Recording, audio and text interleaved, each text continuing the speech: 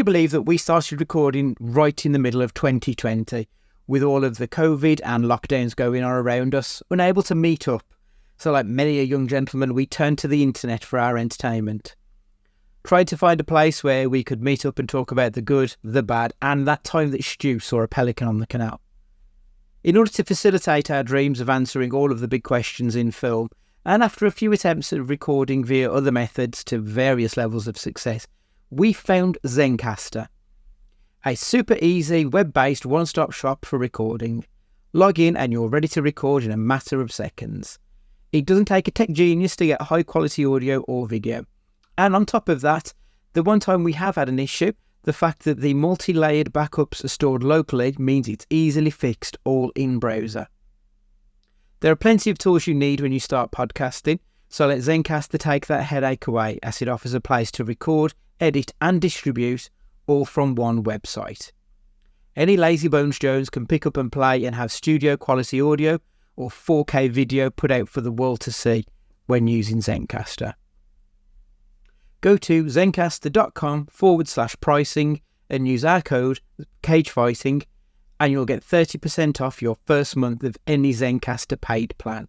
We want you to have the same easy experiences we do for all our podcasting and content needs. It's time to share your story. And now, hit the music.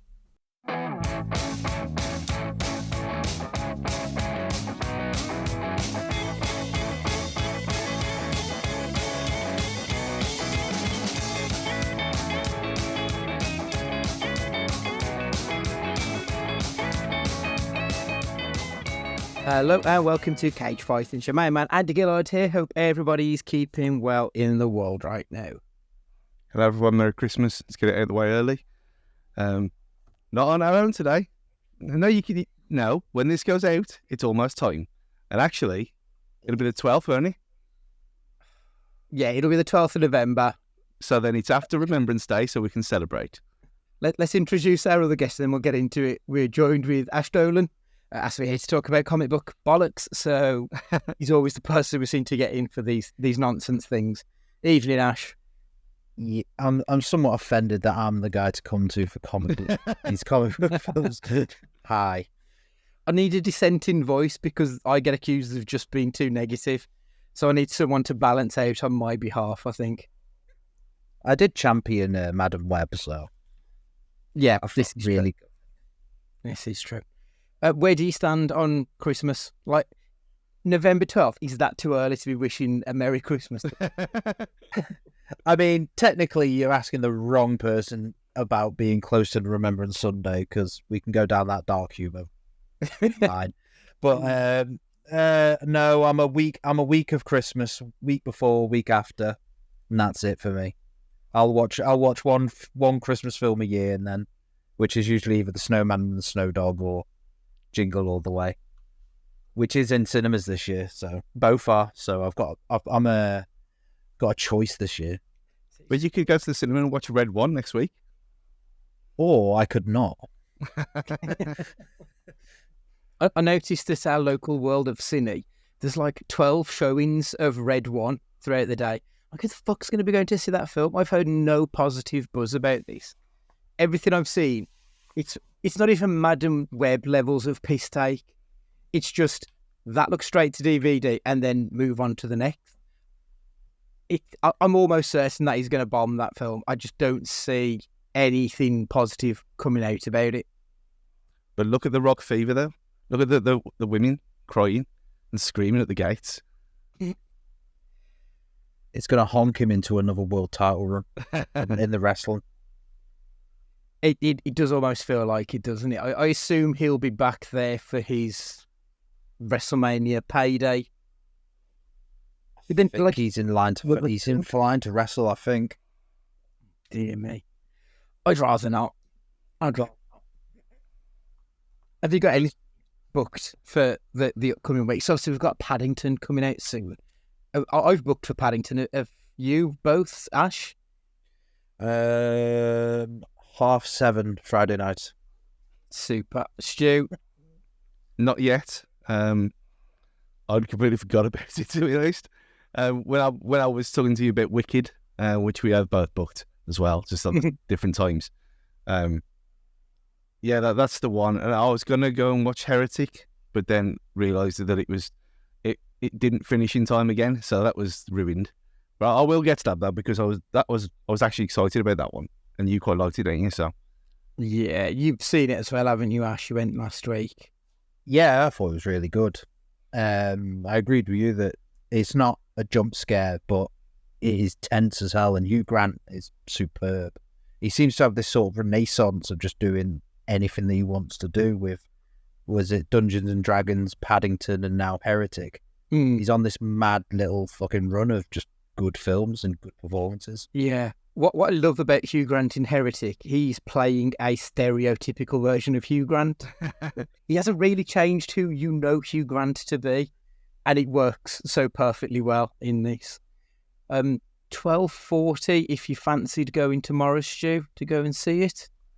yeah, I think that's what the problem was before, because is it hour and 40 or something, hour and 50, 45? They said that'll be done by 3:00. Yeah, so it's pushing it, getting back for 1:15. This is what the problem was the other day. But if I leave it, I'll probably just go Wednesday, because I haven't got to do the old run on Wednesdays. So that can be that can be something to look at. I might double bill it with Red One. Be the only fucker in there. Did you see that Paddington 2's got its lowest, Paddington 3's got its lowest score on Rotten Tomatoes of the trilogy? Measly 95%. Terrible, isn't it? It's disgraceful. I was expecting it to be at Lord of the Rings trilogy level, but 95% is just not on. Pretty much every review I've seen is it's good. It's not as good as 1 or 2. But I mean, like, it's such a tall order to achieve that anyway, isn't it? So, yeah, I don't think that was really expected.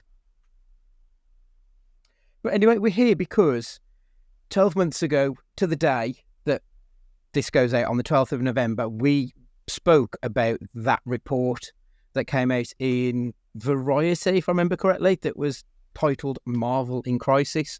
So it was just before the Marvel's film came out, and there was quite a few negative reports flying around about Marvel Cinematic Universe and Marvel Studios. Basically, the article was discussing the challenges that it was facing, the struggles in regards to Jonathan Majors' legal issues was all going on at that point also. There was stuff about VFX that was going wrong and the crunch that they were putting on the VFX staff. Blade being a clusterfuck, and 12 months later and no change there. But obviously it was looking forward to, because Guardians of the Galaxy 3 was quite positive, and then they were expecting the X-Men and Fantastic Four. So it was a bit of there's a lot of shit going on, but there is some positives to come in the future. So I thought 12 months down the line, we're in the future now. Let's have a chat about it. Now, I'll preface this with the fact that I've seen 20 minutes of the Marvels, and that's the last I've seen of anything MCU related. So that's why I really needed Ash here as well. So I have people who can talk about it, who've seen it, because I've seen nothing. Like I say, 20 minutes, I was bored shitless. And that was when I realised the Guardians of the Galaxy was the perfect send-off for me in the Marvel Cinematic Universe. So I think really we should probably start there with the first few things that came out in that world. Obviously, a lot of the story was about Nia DaCosta and how she moved on to her next project before the Marvel's film was released. That's not particularly unusual, and it did feel like they were trying to throw her under the bus somewhat because they needed a bit of a scapegoat, because it was underselling massively on the pre-sales. And then I think in the end, didn't it recoup under 200 million, which is quite an astonishingly low amount for a Marvel film. Stu, anytime I ever see people talk about the Marvels online, it's not as bad as what you may think. It seems to be the only review. It's not that bad, which tells me that it probably is bad. And I remember saying it at the time, and I've seen it twice, because I watched it again. I watched it in September, just out of curiosity, because I had to refresh my mind of something. And like I said at the time, if you're completely in on everything, you'd get a lot more out of it because of the in this Marvel series. Yeah. And the whole thing of where we were in that period of time, a film with 3 women of different colour, different religions, it was not going to do well anyway, was it? Even if it was a masterpiece. So you throw that in as well, plus all the stuff that you just said about the FX and all the scandals and all that kind of stuff. And it was on a bit of a hiding to nothing. And I think if it had come out in phase 1 or phase 2, I think it would have been seen a lot better. It's not brilliant. It's still got the same, it's a Marvel villain issue that Black Panther 2 has got. Which you kind of know it's paint by numbers now. Everyone knows this is how it is. But I enjoyed it, and I enjoyed it both times. And it is not as bad as everyone says it is. I'm not saying everyone who says it's bad is because of them issues that I said. I understand why people have kind of grown out of it now in a kind of way, or bored of it and want to move on like you have. But it was all right. It was entertaining for me, and that was enough. Ash, Stu touched on a good point here. This was review bombed to fuck. Brie Larson was always hated by the Marvel fucking dorks. Iman Vellani, she's a bit of a dork herself, so you'd think that she would have been welcomed with open arms by them. But I don't think she's had the most welcoming experience. Ms. Marvel, I think, might be the lowest reviewed or lowest rated Marvel product. Which and obviously shambles. That's a shambles, really, because she was superb. She's the highlight of the film and that obviously the show. She's a superb little actress, and her character's fantastic. I had so much fun watching her. Like, I didn't have much care for that show, but she made that watchable. And again, with this film, like, there's nothing really wrong with the film. It's the same old tropes of bad guy of the week, etc., etc. But just watching her on screen, she drags you in, and like, you're enjoying yourself. Just bubblegum fun. Yeah. I think she's got a kind of, not kind of a girl. It's not really a kind of girl next door, is it? It's more like a kind of little sister. Yeah. I was gonna actually say it's almost like a kind of sister act, where you mix the two things, or you mix a 90s comedy with a 90s film, and there's a bit of both in there. It's that kind of thing. If you put her in Sister Act as one of the young nuns, she would have worked. If you put her in Sister with Roger, she would have worked in that as well.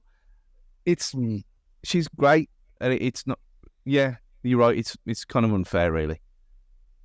Having seen nothing else, like, has she appeared in anything else Marvel related since that film, or is that you think she has now? I don't recall seeing her in anything. Okay. Following the Marvels, we had season 2 of What If. Obviously, I didn't see any of that. Ash, did you give that a go? I did watch it, but I'm looking on IMDb right now just to remind myself of any of the episodes, and I've got not a lot of remembering. Nebula, what? It was much of muchness, isn't it? Really, it's just I felt that with the first season, that it was just to take up time on Disney Plus, like that they had a gap to fill, so they filled it. That it feels like that kind of thing. Stu, was there anything of worth in What If other than just to kill half an hour? Well, when I went to look at this, I'd only seen 2 episodes, and when you mentioned it, I thought I don't remember that, and that's why, because I never watched it, and I know why now, because the 3rd episode was a Christmas one, and I'd started watching it after Christmas, so I'd left it for the whole year. Oh, did they come out once a day? Was that the thing, that they did them one a day around Christmas? Yeah. Oh, they're on hiding to nothing there, aren't you? Yeah, so it just didn't work, and there was obviously other things to do around Christmas, so it just got lost. So then I watching it after the fact, and then you get to a whole episode, which is kind of like a parody of Die Hard in a way that's very much in on the joke. Which that episode I thought was actually really quite fun. I think you might like that, Andy, because it's got Rockwell in it. Oh, super! I'm a big fan of his. Yeah, I think it's him. It sounds very much like him. But yeah, they do a better job so far in the 3 that I've seen of season 2 than some of the nonsense in the first one, especially with Hayley Atwell, who was awful. Yeah, I mean, I'm a big fan of hers, but I remember in that you could tell that she was not arsed in the slightest. Following that, so a month later, Echo was released. Now, I remember, wasn't that the first shows that they just dumped the whole thing? Everything else they put usually on a weekly schedule to release. But with Echo, it seemed like they just wanted to get it in the bag and get it over and done with, if I remember correctly. So all 5-6 episodes of Echo dumped onto Disney Plus in one day. That's not a good sign. That doesn't show that they have much confidence in it, does it? Ash, were they right in having no confidence? I'm trying to remember. Was Echo? Echo was Kingpin, wasn't it? Kingpin was in that one, wasn't it? It was. Oh, there was nothing going on with that show. It was boring. That was the main problem. There was no confidence, and there was a reason for no confidence for that, because it was dull as dishwater. Even Vincent D'Onofrio couldn't save that. I'd say it's the worst thing they've ever put out. Wow. And it's for that reason that, like, even the bad stuff you can kind of take the piss out of, and even when it's bad and it's not very enjoyable, you can still get angry at it. Echo was it was like an echo, which no one likes echoes. They're annoying, and that's all that show was. And it's such a nice idea, and it just wasn't done very well. And it kind of fell into the same old Disney Plus series problem where none of it matters. Yeah. None of it. So it's like, well, if you didn't see that show, then you go into Daredevil Born Again whenever that comes out. March it. You're gonna recap straight away what happened to Kingpin at the end of Hawkeye. That's what you need. That's a bit of a damning indictment, I think, of just Marvel in general. It's become quite skippable, which is not what you want in your, massive multi-world. The fact that he can pick and choose stuff now, he probably works to his detriment, I think. We've moved away from that. You need to see everything to keep up with it, to get to the end of Infinity War and all that nonsense. And it doesn't feel like they've really picked that up, and it doesn't sound like anything they've done this year has been must-see. Which brings us on to July, which is the only film that they've released this year in Deadpool and Wolverine. Obviously, this is coming from a dead universe, isn't it? So, Stu, talk me through it a little bit. Does this actually feed into the proper one, or is this the end of what existed previously? There's been enough time now, so then we can talk about this now. I thought it ties up everything of the Fox universe very, very well. The cameo stuff it's funny, and thankfully escaping all of it, it was a nice surprise, because I had no idea at all. But there's ways and means for him to be included in things, and the scenes with Happy were funny. But it's again, if you like Deadpool, you're gonna like this film. If you don't like it, then there's no point, because you won't. And it's very much a case of that, and the whole thing of how it was sold with it's Wolverine and the variations of Wolverine, and it was like what we had with Spider-Man Far From Home, where I loved it way more than you and Matt did, because of the nostalgia of the Spider-Man factor. If you haven't got the back catalogue of all the Fox films, the Fox X-Men films, and some of the incredibly obscure stuff like Elektra, then you're not going to have as much of a fun time as I did. But the vast majority of people who watch that film are going to have that knowledge. So you kind of, where do you land?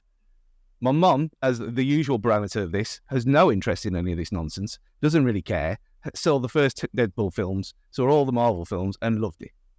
So this one maybe does cross over. Potentially.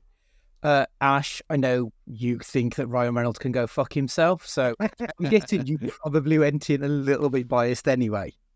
Yep. It didn't pull up any trees for me, to be honest. I had fun. I had fun with the cameos because, let's say, I've watched, especially with Blade. Seeing Wesley back was class. That was the main one for me. But the girl from from Logan, that was nice to see. Definitely. Excellent. Yeah, that was nice. But again, for me, it was a lot like the Spider-Man ones. After the nostalgia and the fan service, didn't do a lot because it's Ryan Reynolds playing Ryan Reynolds with his little mate behind him. This time it's made it even worse. I think I spent half the film trying to find Rob McElhenney and he didn't even show up. And then it came out even worse that fucking Paul Mullen did it. Yeah. The fucking Paul Mullen. As well, Spool. Fuck it. Yeah, the Scouser. Welsh Paul. Yeah, all right, cool. Whatever. Fucking League One jobber. This is it. Like, literally all of the positive things I've seen about Deadpool, none of it sound like it's a good film. Everything that everyone has said is positive. This cameo, okay, but what's the story? And it doesn't sound like there really is anything of any substance behind it. No, there's set pieces where the two of them are together, like in the car. I mean, even you must have laughed at the car set piece, Ash. Come on. I liked the car set piece. The only bit I liked from that was was Hugh Jackman giving him two barrels and saying it's God's greatest gift that you can't, God's greatest laugh that you can't die. That bit, I was like, yeah, go on, Hugh. I felt the venom in that, and I was like, oh, go on, give it in. But that was it. The next and probably so the last thing that was released new before this podcast was released, Agatha All Along. I'm a little bit surprised because generally shows that are not pitched towards a very specific, let's be honest, white male audience tends to get shit on, and Agatha All Along seems to be primarily pitched towards a more queer audience. But it seems like actually a lot of people have taken this to heart. I'm a little bit surprised that this hasn't been review bombed based on what we've seen previously with the Marvel films of this ilk. Ash, has it been enjoyable and not just because Aubrey Plaza's in it? You knew I was going to say you can't hate anything that's Aubrey Plaza. You can't hate anything that Catherine Hahn's in either, though, to be fair. Yeah. So it was good. It was a gay old fun time, to be honest. It was the best thing that's been out this year for me. And I know it's not a high bar, but I didn't come out of any of the episodes really, apart from the finale. I didn't come out of any of the episodes going, meh, what was this? And I only think that they put the episodes the wrong way around. I think that was the only issue for me. But without spoiling what happens, you can't really have done it. But most of it I enjoyed. I really enjoyed one of the episodes. The finale, as far as I'm aware, it's a flashback episode, is that right? Yeah. Yeah, right, okay. So that's what you mean by it's out of order for you. Sure, are you in agreement? Best thing of the year, but could have been better? It feels like it should have been episode 4, which flashback things normally are. They're normally about 3, 4, 5, ain't they, of an 8 or 9 episode run of things. I think that was similar in, was it Moon Knight? It's definitely one of them where they've gone back into the backstory, like a third to halfway through.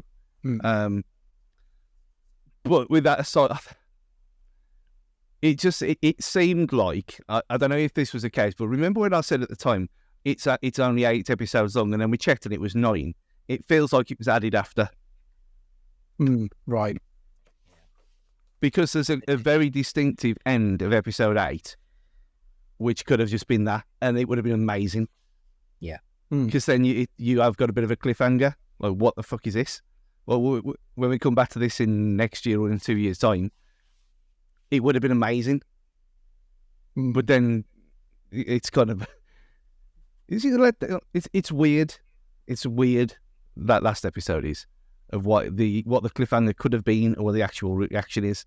But the fact that, what I said to you earlier, there was an article on Forbes, time for Marvel to give Agatha All Along, the showrunner, a blank check. Okay. And that's on because of how much of a hit it is, how much of a... She does things in this that we haven't seen in MCU stuff since, other than James Gunn, really. It seems different. And it's different enough. Not just because it's her and she's funny, and she makes you to kind of despise that character in the first 2 episodes. And Aubrey Plaza she's not even in it for about 25 minutes in the whole series, I'd say. It's disappointing then. But it doesn't really, it's obviously not about her, but the scenes when she is on screen, and you do get a bit of the usual villain of the series, villain of the film nonsense at some point. But there are nice little references to other witchy stuff as well. But I thought it was really, really well done. Well, it's not saying much that it probably is the best series that they've done. But knowing that it's not really connected to any of the filmy stuff, other than WandaVision. Yeah, WandaVision you have, but you've seen that anyway, even though you didn't like it. WandaVision and probably Doctor Strange. That's probably that's a stretch. That's all you need to know going into this. To have absolutely everything available to you, knowledge-wise. So it's an easy get-in. And I think you'd actually quite like this one. It does sound more appealing than a lot of the other stuff they've done over the last few years, to be honest. I don't think you need to watch Doctor Strange. No, I think it's... You know why I'm saying it, though? There's certain things that are just hinted at. Yeah.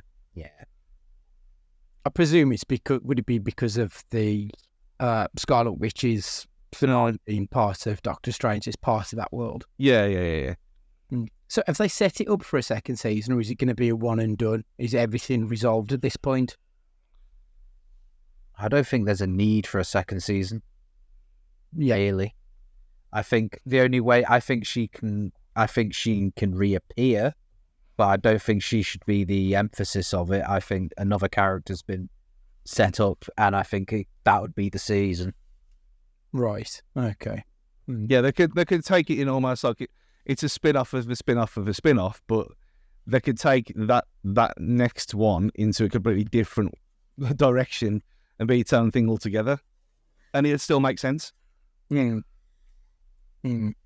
So obviously you're both sort of part of the MCU bubble a little bit. Ash, probably not by choice, but even so.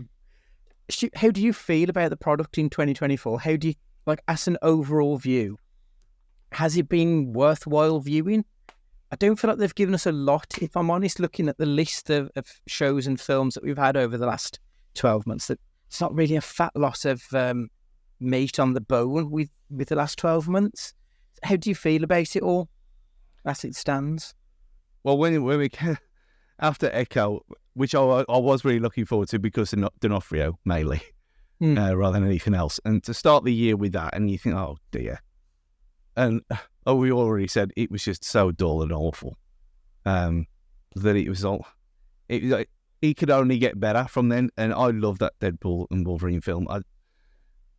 I was contemplating getting like metal signs of it and to put up in this room, because there's obviously no Deadpool figures of that range because of reasons. So I thought, well, I need Deadpool stuff now, as well as South Park and Turtles and everything else, because I do love that stuff. And that film was, I smiled all the way through, and I came out giggling to myself, which is all I wanted. And then Agatha All Along was the one where I had no interest really, but because I watched everything over the last 13, 14 years, there's no point not watching anything anymore. It's there. It's not very long, really. Saying that it's not just under 9 hours. But still, I went in thinking, okay, this is just one to tick off the list. It's weekly. I can sit through 45 to 50 minutes. And I actually started looking forward to it every week, which I never expected to. So if they're going on the last two things, I'm quite optimistic, especially with how I did enjoy Falcon and the Winter Soldier a lot more than you did. Especially the start of the series is obviously better than the end. Yeah, I'm intrigued the way they're going to go with that one. Ash, how about yourself? Like the year in review, positive, negative, bang in the middle. Oh, God. It depends where the bar is. The bar was low, and I think it's still... I think it's just under the bar, I think. The bads were really bad, and the minor goods are probably not good enough to save it from being negative. But I think there is optimism because they've put in place a few little things I'm looking forward to. Like, for some reason, I'm looking forward to what's their Suicide Squad one? Thunderbolts. Yeah, I'm looking forward to that. But that's just because of our Lord and Savior. And then it looks like they're sort of half edging towards the young Avengers, and they've got those sort of pieces in place that if they did like a Young Avengers and they had Miss Marvel and they had what's her face from Hawkeye, Kate Bishop, like I loved her in that, and I loved Kamala Khan.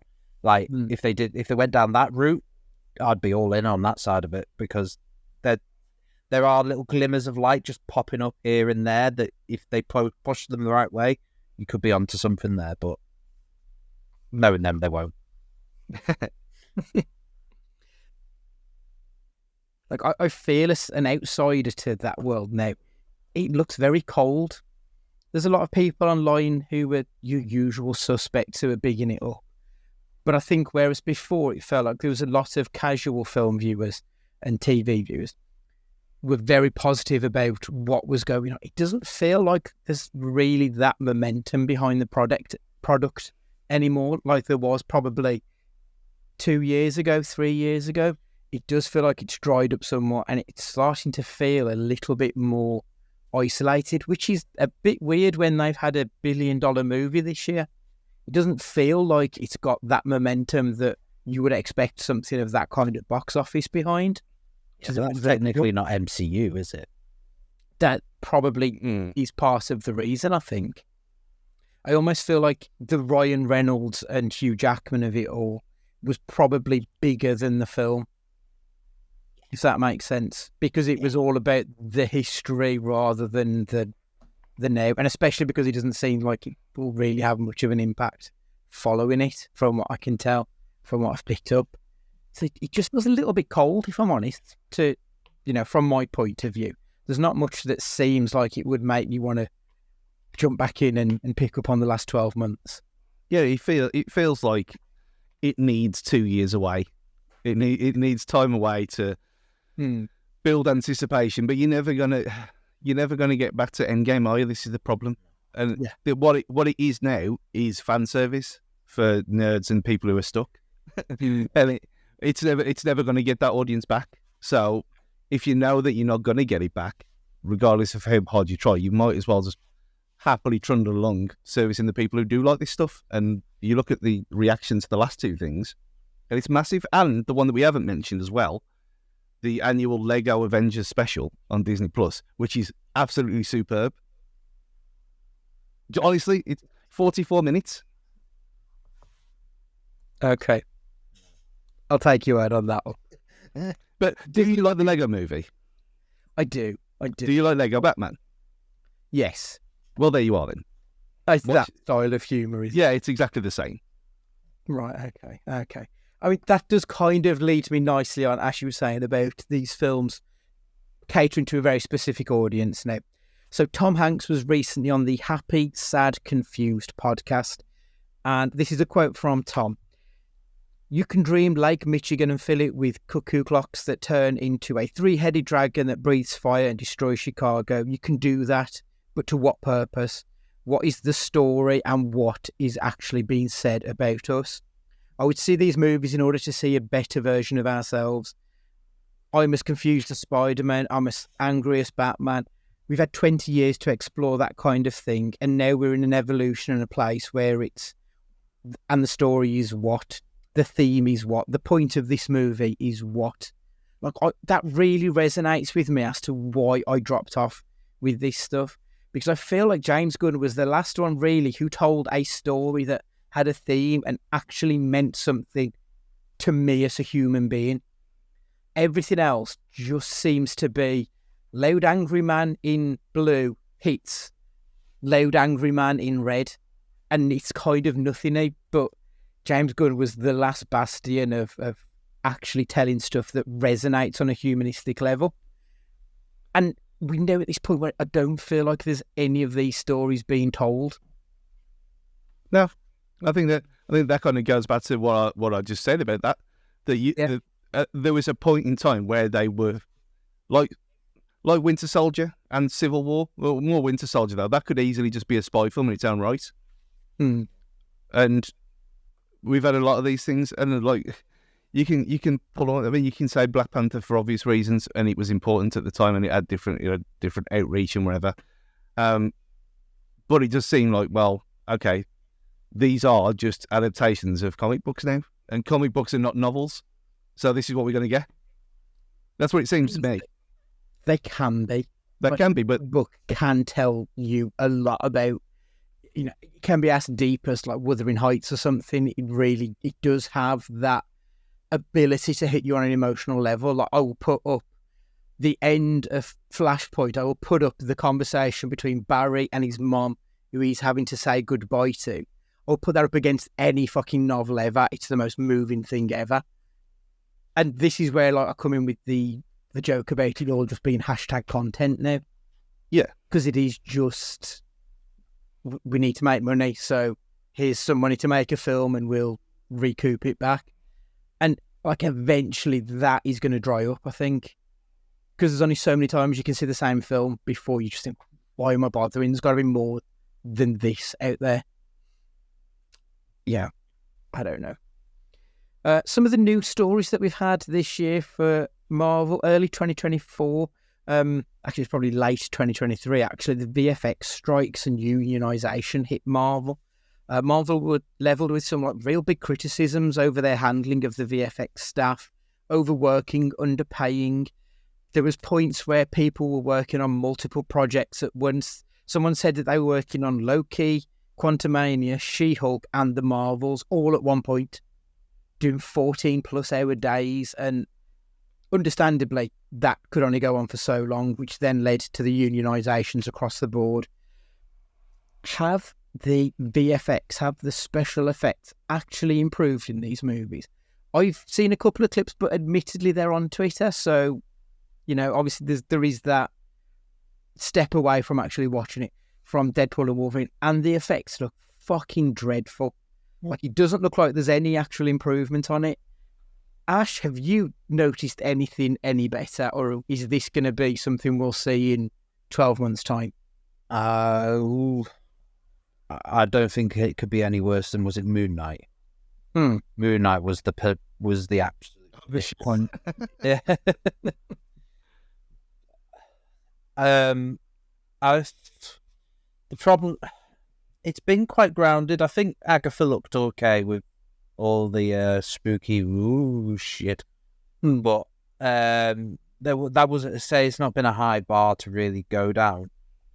With this year, I don't think they've really had much to do, so it's not been too bad, I don't think. But let's say, like you said, it could only have gone on for so long, especially when you're going into an Oscar season and the film that had a budget of 15 million wins the VFX award, all because they treated their staff well and got them a sushi bar. Yeah, it's not a good look for a multi-billion-dollar company when they're getting beaten by a load of kids with a sushi bar. So they probably got embarrassed in that sense. So that's, if nothing else, hopefully that was at least a bit for a good move for change. and Godzilla got to reign supreme. So Stu, you've been very vocal over the last few years about how horrendous. I mean, for me, Eternals is probably the best looking we've had of pretty much any Marvel film that they've ever done. But that is very much a high bar at a period of time that everything else has been dog shit. It's looked dreadful for the vast majority of it. Have you seen much of an uptick in the last 12 months? It is going to be kicking down the line, isn't it, because of how long these things go. Well, supposed to go in the plan, and that was the problem all along. I think Agatha was weird because it didn't need that much, and a lot of it was practical, and the bits that looked a bit ropey were almost designed to. It made sense because of it being kind of a scene and all this kind of thing, and the road and all that stuff. I thought Deadpool was fine. There's a lot of like big smashy playing with action figures, kind of when the big battle that was a bit shit. But again, that's going to be a lot of characters on screen rendered very quickly rather than spent time individually animating them or whatever. I think it's gonna take 18 months from when that happened. So you're talking the end of next year, the start of 2026, for us to see some kind of improvements on it, because these things are going to get stretched out. And I think it comes out in a minute how they are limiting the amount that they're putting out now. Allegedly. The next big story is probably the biggest one of the year, isn't it? Obviously, Jonathan Majors was fired after he was sent down. We've covered that before. There's no point in touching on that again. But allegedly, the reason that they didn't recast Kang was because it was in contract that only Jonathan Majors could play him. I don't know how that would have worked if he was in breach of contract or what. Regardless, rather than that, they've sort of pivoted. It might be because I think Kang got shat on a little bit with Quantumania. There's a bit of positivity, then they bantered him off to Ant-Man and he's lost all that mystique. Anyway, Robert Downey Jr., Tony Stark is back, this time as Doctor Doom. Or maybe not even Doctor Doom, maybe Doom. I don't quite know, and I'm assuming that there's been no hints of him in the world yet. This is a problem I have with comic books in general. Bringing people back from the dead, even if it's an alternative reality version of them, it's one step away from, and it was all a dream. It's such a bad storytelling that you've just destroyed everything at this point, because nothing you do matters. People can die and come back. That's the end of the world then, because what's the point? I think there's hope, though. I think it depends how they do it. If I was angry when I saw that news, but I think they're pulling the wool over our eyes. I genuinely think that he's only in it for the first film. I think that somebody else is going to be Doom. I think it's going to be he's going to come. The character's going to be Tony Stark with fingermarks. And then it's all going to be like a face suit something. And at the end of the film, he's going to be revealed and the real Doctor Doom is going to be revealed. And it's all been one big twist.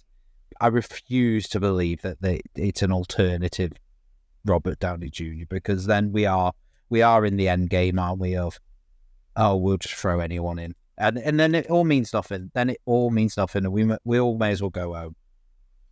It's creatively moribund if it's Tony Stark as Doom. It doesn't work on any level, to be perfectly honest. I'm sort of in agreement with you. Even from this point, I think they'll probably have a trick up their sleeve because he's not Victor Von Doom. He's not Doctor Doom. So I don't know how they're going to work that, but I kind of hope it's smoke and mirrors, bit of misdirection, because it just seems really cheap. Stu, what are your thoughts on it? I think you're giving them too much credit. We had a different Gamora straight away, anyway, in Guardians 2. Or was it Guardians 3 when it was it's the end of, it was Guardians 3, wasn't it? Or Avengers. I've watched all of them so many times, I've just all blended into one now. But we had the different Gamora because he'd lost his original Gamora for obvious reasons. So you just bring the other one back. And yeah, It's the same actress, different version of it, whatever. I'm not overly bothered by it because it is not that same one. It's a different one, and we've already gone through all the multiverse nonsense already. But I do like Robert Downey Jr. and the sheer arrogance of the man when he did it with the unveiling. I thought he was quite funny. I mean, I'd like either way. I'd like if he is just playing someone and he's just got that face and it's not even explained. And it is just what it is. But if he's there for 10 minutes and then he takes it off and it's some kind of nano face or something like that and it's someone else. But if it is Julie McMahon from Nip Tuck, that'd be the best thing ever. Yeah, I'd be all for that, to be fair. I think it being Robert Downey, like, if anyone can pull it off, it probably is him, because he's one of the best doing it, let's be honest. So, I think it makes sense. It makes sense in kayfabe that it's going to be Robert Downey Jr. Just going down the whole Marvel thing, and your main guy now is Spidey, isn't it? Like he's the main guy now, and it makes sense for it to be Tony because of the whole history of Tony and Peter that they built. So that's where it comes from for me. Like it's gonna be that he's gonna go after Peter because of how it affected him in the third one and the second one. That's the only reason it has to go that way for me. I mean, isn't there a lot of... I mean, coming from a relative novice with this stuff, Spider-Man and Fantastic Four is a crossover that's happened quite a lot, really, isn't it? Yeah, they're... Reed and Peter Parker are very good friends, and Peter's even been part of the Fantastic Four and FF, and the FF previously. So yeah, there's a lot there to be playing with, which probably brings it all together. But then that's Tony Stark as Doom, not Victor Von Doom. So I don't know, but there's plenty to be working with there. Last week we did discuss Blade, Stu. So. Ash.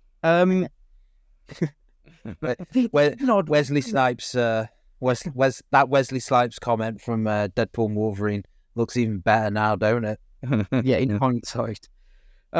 It's very odd to me because, like, I understand why Deadpool was actor driven, because obviously he have the rights and he took him to Fox, so he was always the powerhouse behind Deadpool. But it doesn't seem like Feige and Marvel have given that power to any other actor. Like, I don't see Spider-Man as Tom Holland's creation. But it seems like Mahershala Ali was given pretty much free rein to create whatever Deadpool he wanted. That's why they went through writers and directors, but it remained the one constant even. So why was Ali Blade? Why was he the one? I don't understand that. Why he was the chosen one with it. I haven't got a clue, to be honest. It all just seems one massive shit show, and it just kept going shit show after shit show after shit show, and it just rolled downhill until it's just killed itself. I can't believe that they've just kept doing it. I wonder if it wasn't Mahershala Ali calling the shots, if it would have been made.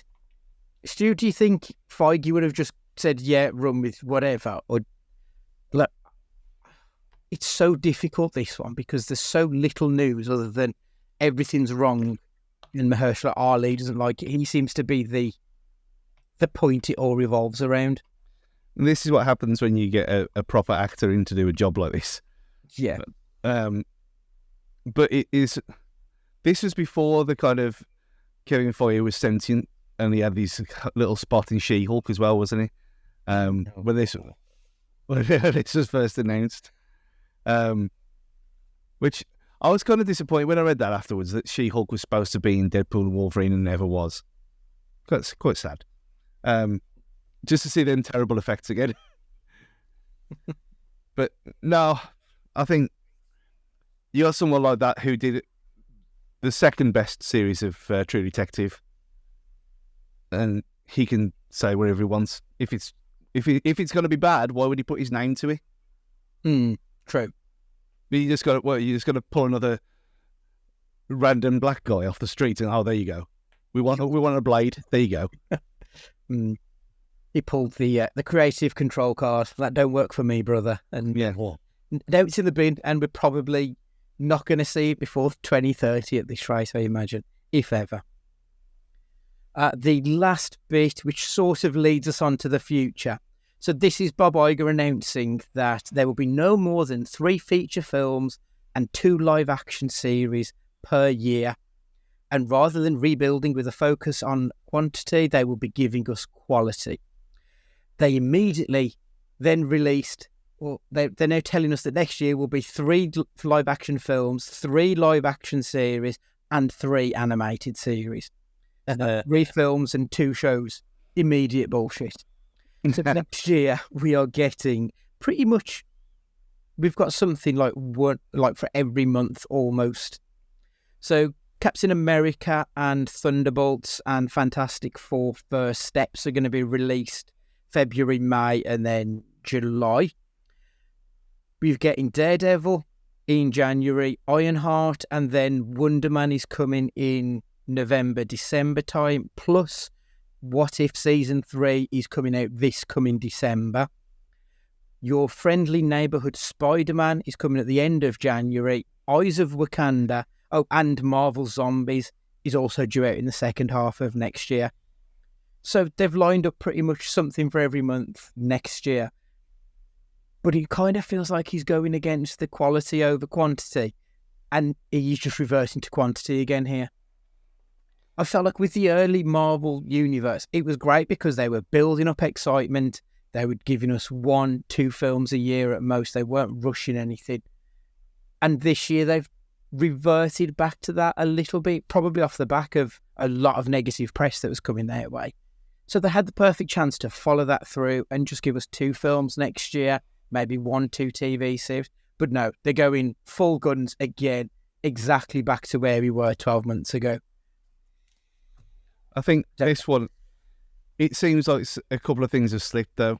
I mean, that's what's happened because we did only have one reel, not counting Madam Web. We did only have 1 film this year because of Thunderbolts being delayed so much and then moving around the timelines and stuff like that. So I'll give them a pass this time because of the extenuating circumstances of what we already talked about and things like that.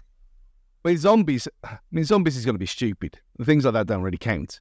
But I do wonder, though, if this has got anything to do with how awfully The Acolyte did from a Star Wars point of view. Because Star Wars is pretty much on its arse now. Who cares? Yeah, it's almost dead, isn't it? It feels. I haven't watched a second of that series. I mean, not because it's about women, I just don't care.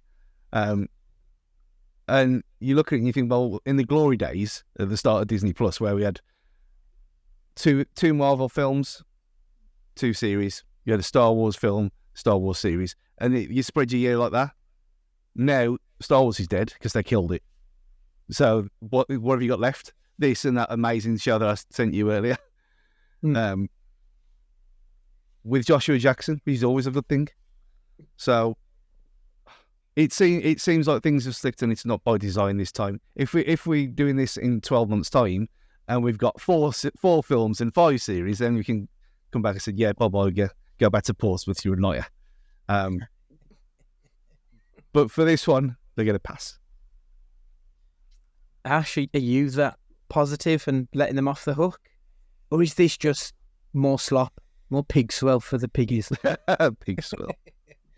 Well, all the cartoons are just going to be waffle, aren't they? So I can give the waffle, like the cartoons, a pass. And besides, Friendly Neighborhood Spider-Man, that kid waffles a kid with a brick. Like, I'm all in on that. Oh yeah, he's murders someone. Yeah, he murdered homies. Like, get him. It depends really. Like, what was the live action shows? Daredevil, Ironheart, and Wonder Man.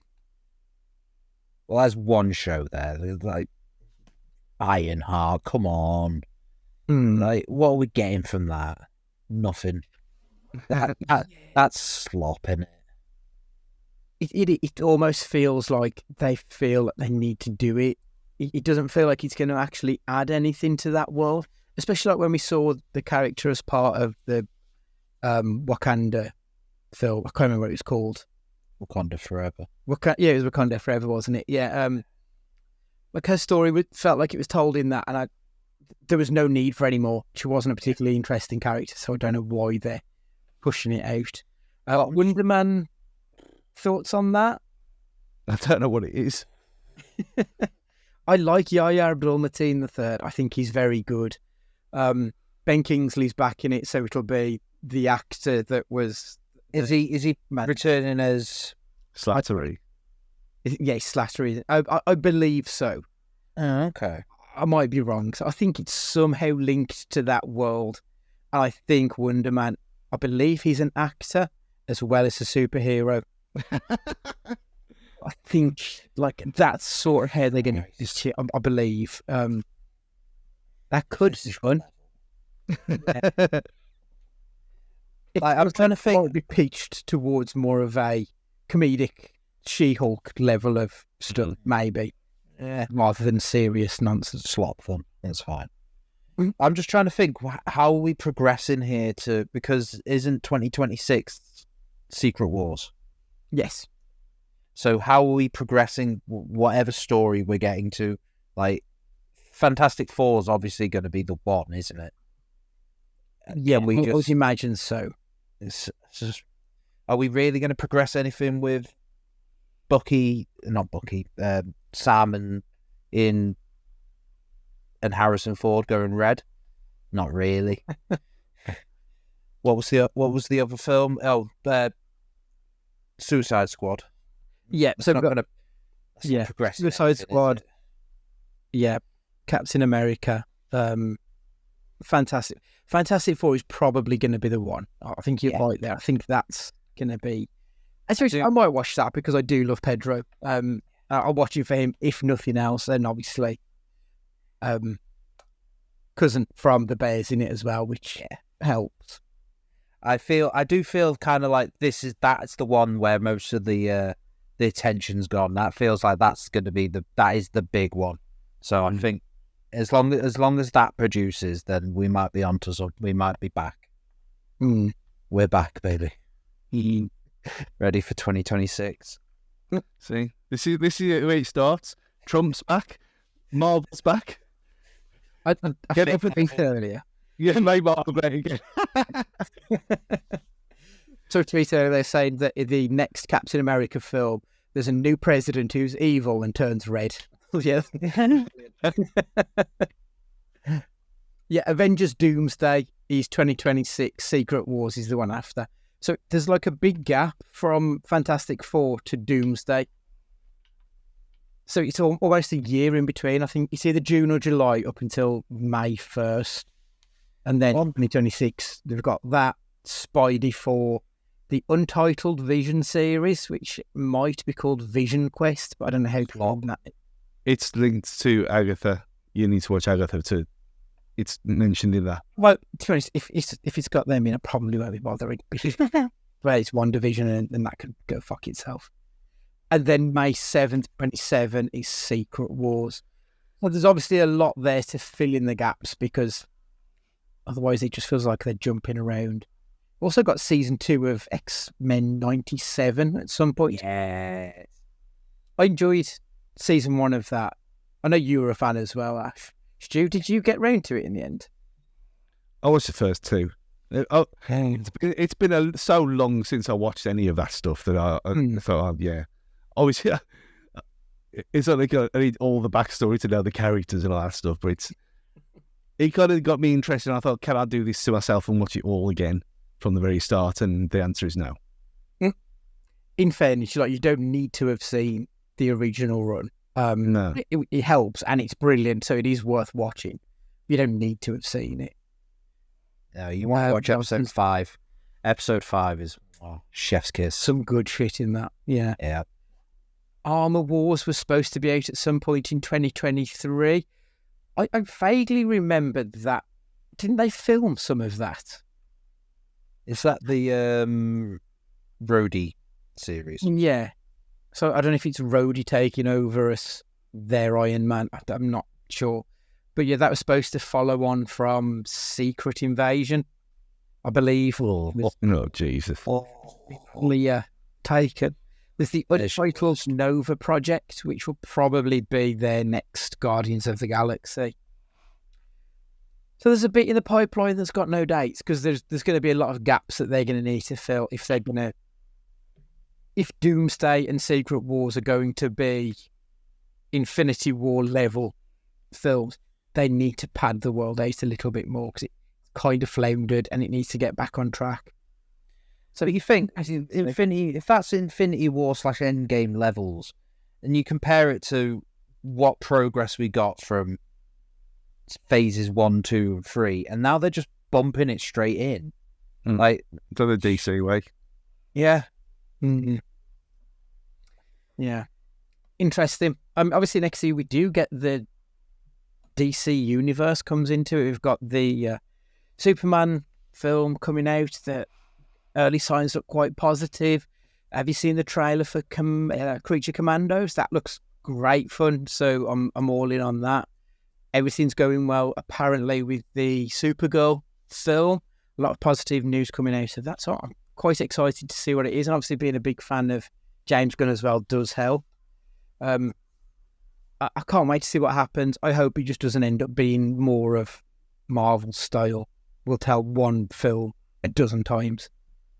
But obviously, remains to be seen on that one. Right, okay. I think we'll take a quick break then we'll come back and we'll be discussing Teen Titans Go to the Movies. Ash, thank you so much for joining us this week for our Marvel Slop Chat. It's much appreciated. Boink. See you later, mate. See you later.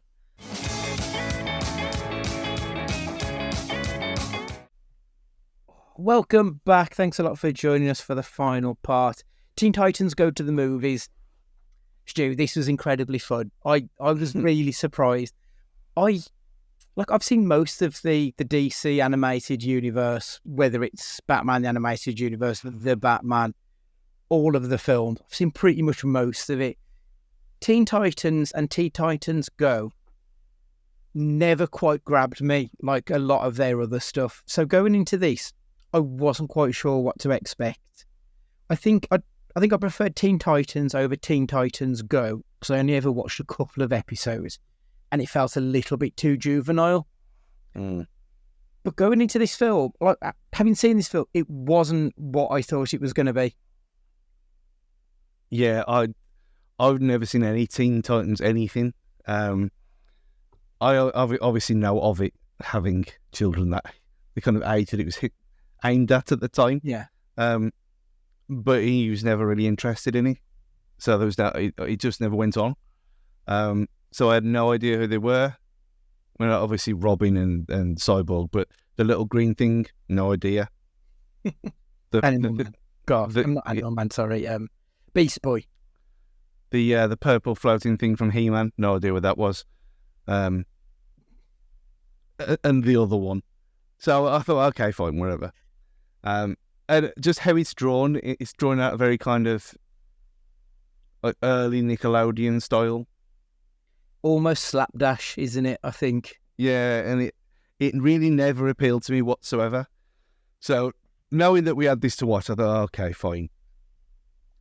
If I watch it in the daytime, I'm gonna drift off and I'm gonna do other things. So I'll make a point to watch it at night, prime time. And I'm glad I did because I loved it. And it got me interested in it. If the other things are like this, then great, because it's like 1, 2, 3, 4, 9 no points I made for this. Because I couldn't, I was just giggling to myself. I thought, I can't believe they've gone where they've gone with some of the things in this. It was very interesting because it actually felt like it had a message to it. Yeah. It wasn't a humanistic message. It was a message about filmmaking and specifically the superhero world. And there was a lot more depth to this movie than I ever imagined that there was going to be. Really, really shocked me. It's made me actually want to revisit the Teen Titans animated series now. Because maybe I just didn't catch it at the right time of life and maybe there's more to it than what I realised. It has given me like a renewed vigour to go back and watch them all. And there we are, we are full on man children now. We've got no cares. 100%. I liked it when they went to the cinema to watch, because when they thought they're going to announce the Robin film, and then one of the films were about the Batmobile. I thought they've actually made a fucking TV series about that now. Have you watched any of that yet? I haven't. I forgot about it until watching the film. I was like, I need to watch that at some point. But that whole section there where he's all the obscure films of the spin-offs, and then there's a film about the utility belt before him. Yeah, genius. That did crack me. Especially after what we've just talked about with Anything All Along, and then a spin-off from that as well. But yeah, it's so true to life. And considering that, how old is this now? 5-6 years old? This film? Something like that, yeah. I liked as well the Lion King parody. Yeah. Holding him up. That was so well done. The animation style changes a few times throughout this, doesn't it? Like it jumps around during dream sequences and all these things. And the animation style does change, that it's almost like a kiddified version of Disney animation at that point. And it's just when when Arthur, Aquaman, and he peeks his head up and looks over and then starts swimming towards it, and Batman's there just holding up Robin like he's Simba. That I really chuckled. I rewound it a couple of times because just the music and everything. This is a perfect parody of that nonsense. You had the little dig as well from not Deadpool. Which I remember when Deadshot showed up in Arrow, and I got that wrong quite a few times early on. Describing it. Yeah, so Deadshot was Will Smith's character in Suicide Squad. This is Deathstroke. Yeah. So Deathstroke's the one. Do you remember in the first couple of seasons of Arrow? Yeah. So that's that one. So Deathstroke, the Terminator, was basically a piss take of the Terminator, Arnold Schwarzenegger, that type of thing. And then Deadpool was a parody, not a parody, but a homage to Deathstroke. So he is right in that Deadpool should be called Deathstroke 2, because he's a take on that character. So again, I liked that, and it's Will Arnett doing the voice. I'm a big fan of Will Arnett. And Michael Bolton Tiger singing. And then when Cyborg ran him over, he shouted, "I think his dad's a cop," and they all ran off. So many little jokes in this film that were, like we often say about animated films, there's a joke for the kids and there's a joke for the adults. But actually, I think that the jokes in this were actually for everybody. There was good fun that everybody could take something from, which made it so much more enjoyable. The little dig about phones being on as well. Yeah, I appreciated that. Looking directly into the camera as well, genius. Wonderful. Stan Lee appearing a couple of times. Yeah, I like that, because obviously Stan Lee, he does have a history with DC, just not as much obviously as he does with Marvel. So that was quite nice for him to actually get, his walk-on moment that he seemingly had to have in every film at that period of time. When you had the thing right at the very start with the Green Lantern, I had a dig about the Green Lantern film. Yeah. You're taking the piss out yourself. They did, which they did later on as well when you had Batman and Superman fighting. Yeah, with Martha. What's your mum's name? Completely randomly for no hug. And then start fighting again when his dad's name's John and the other one's dad's name is Thomas. Yeah, excellent. And then you see Thomas in that mental Back to the Future section with the music. Yeah. Oh, I enjoyed the Back to the Future references. The light bikes. Yeah. Everything about it, the music, all the little references, even the little thing with it with the turtles as well. Yeah. All of it was just really good fun. I genuinely had a blast with this movie that I was not expecting. The Nicolas Cage of it all, he has 5 sentences, if that. like he's not really in this movie, but he was picked for this movie obviously because of what happened with Tim Burton, Superman Lives. He never got to play the role until this was his first time doing it. And he's now done it twice, obviously, because it was in the Flash movie that we had, and yeah, all of that nonsense. Yeah, it was a nice little touch that didn't really impact on anything because the story was about Robin wanting to have a film made about him. But there was just so much more to it. Good, bad, crazy. What you got? I mean, there's no bad. There's no bad about this film at all. I can't believe it.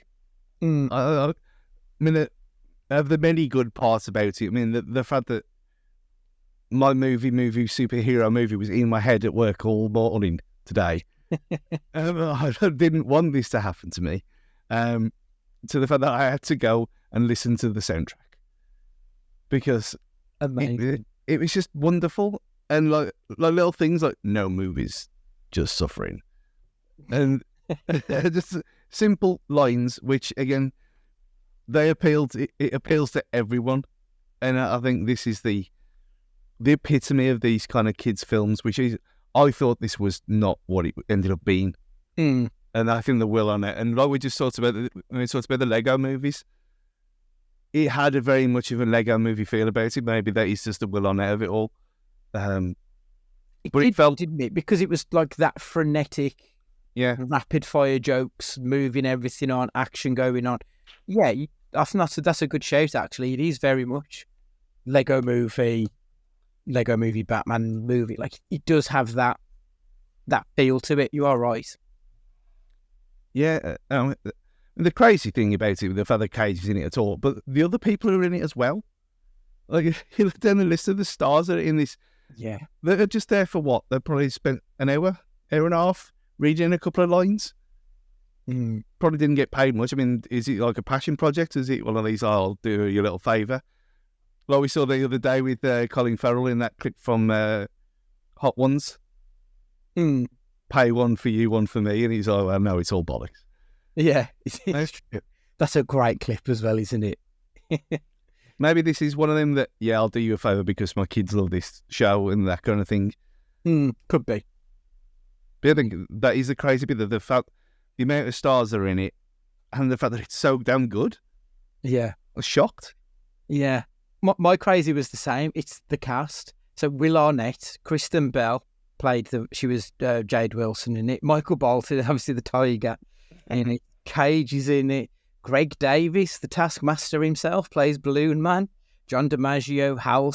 This is a really good cast.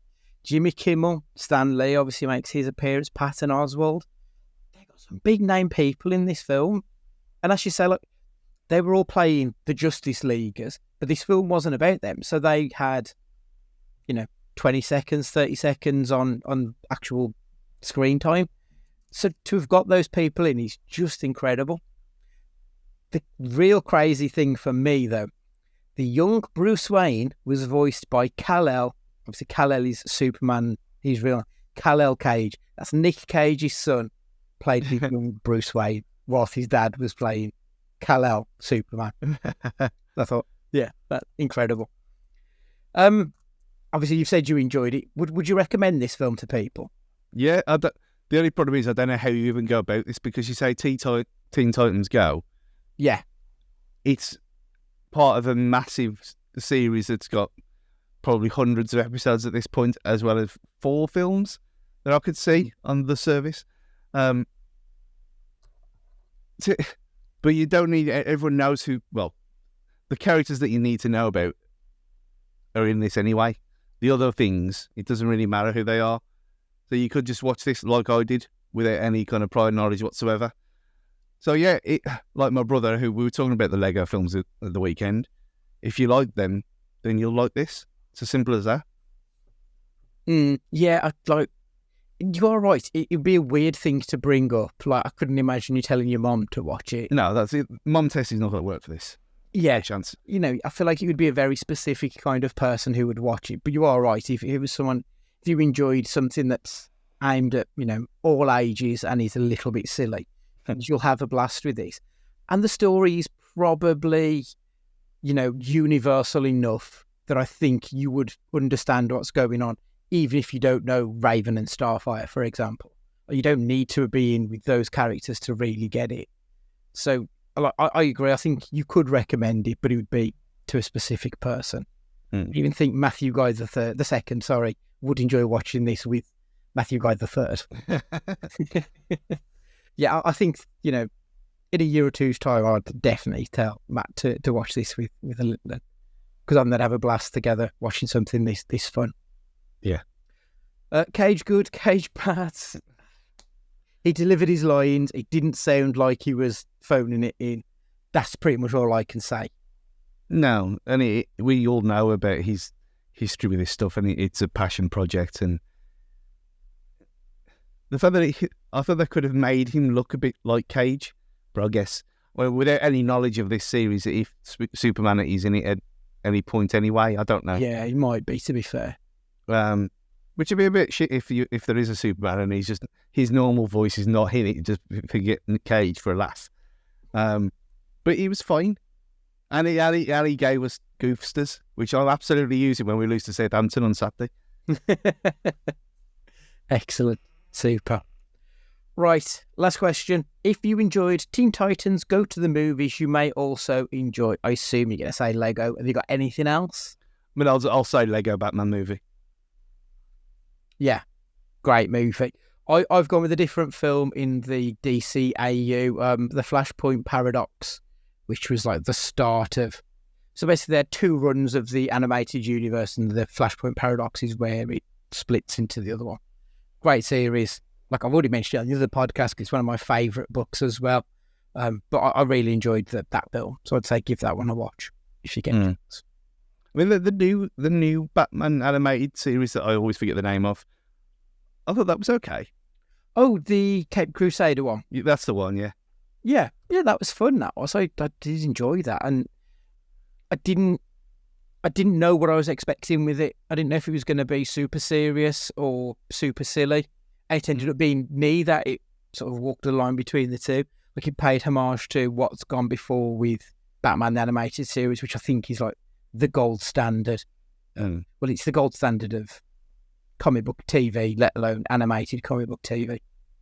So I think good film series. I really enjoyed that. Binged it all in a night as well. Of course you did. So I was just there. I was like, this is great. Really enjoyable. Right, okay. Next week we'll be doing the One Season Wonders with Ed, I think. We'll either be doing that one or we'll be doing a music cast. I'm not 100% sure at this point. We're sort of playing it by ear. It's just that time of year. I don't know what film we'll be watching either because I don't know what's going on. We'll sort of say as and when anyway. But, on the Twitters, at Cage Fighting Pod. If you've got any emails you want to send us, cagefightingpod@gmail.com. Make sure you subscribe to whatever podcatcher that you listen to us on as well. And a 5-star review would be beautiful. So for this week, Stu, would you like to say goodbye? Make Avengers great again. Goodbye. It's goodbye from me. And remember, be excellent to each other.